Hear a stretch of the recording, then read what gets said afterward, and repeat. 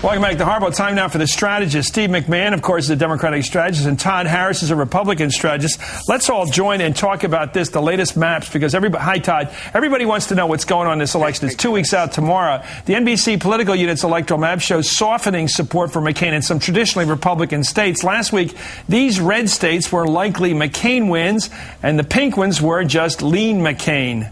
Now, this week, Georgia, North Dakota, and South Dakota all went from likely McCain to simply lean McCain.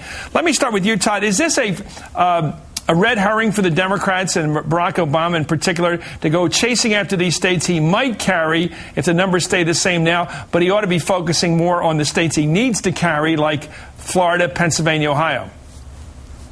Well, a little bit of straight talk. You know, I think in a normal political environment, in a normal campaign that hadn't raised the amount of money that Obama has raised, it probably would just be a red herring. But given the poor political environment we have in this country right now for Republicans, and given the virtually unlimited amount of money that the Obama campaign has at their disposal, you know, they might be running out of targeted states to actually spend money in. And so that's why they're going back to Georgia, North Dakota, Montana. And, you know, I'll be honest, it's creating a lot of headaches for Republicans, not just at the top of our ticket, but a lot of our down ballot races are starting to feel the pressure because of this massive spending from Obama. Yeah, down ballot. How about North Carolina with Liddy Dahl in trouble and people like Gordon Smith in trouble? Not just people like Sununu in trouble. Not just, Gilmore being in big trouble in Georgia. Let's take a look at the map of where these guys are going. First of all, I'm impressed the fact that McCain is in Missouri, a state he might have counted on.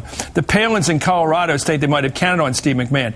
They're trying to hold dear to red states. That's right. What happens in a race like this when it starts to get away from you is you need to try to begin to hold the places where you've got important Senate or congressional races, or where you just have to try to keep the blue or the red from spreading. Yeah. And the McCain campaign right now is having a difficult time. Every single battleground state that you look at today is a state that George Bush carried in 2004 and in 2000. They're not states where John McCain should be defending. You know, I joke about it, but I wouldn't be surprised if John McCain retreated to the point where he's campaigning in Arizona soon. Arizona was one of those that Chuck Todd said almost went from solid McCain to lean McCain. Okay, let me throw some cold water on this, because we have 2 weeks to go. We have 15 days. Let me take a look at this pollster.com. Now, this, of course, is one of the websites that takes a look at the average difference in the polling.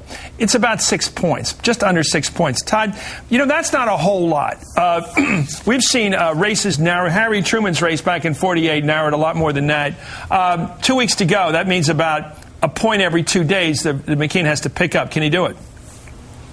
He absolutely can do it. And, you know, given this political environment and given that overwhelming cash advantage, I think it's a testament to the fact that McCain still does have a great deal of appeal with independent voters. And Barack Obama has just not closed the sale yet with the American people. He should be beating McCain in this environment by double digits, and he hasn't. And, it's an uphill climb for sure for John McCain. He admits it, but we have 2 weeks left. He's behind by single digits, and it's definitely doable. I guess the question is there a connection between how the voting is going to... people have told me that in a race which involves a racial difference, you have to assume that the people who say they're independent, or rather non-declared, undecided, really have decided. They're going to go with their own their background, somebody of their background, their ethnicity. And so we can assume certain things about how the numbers will probably go to McCain among the undecideds.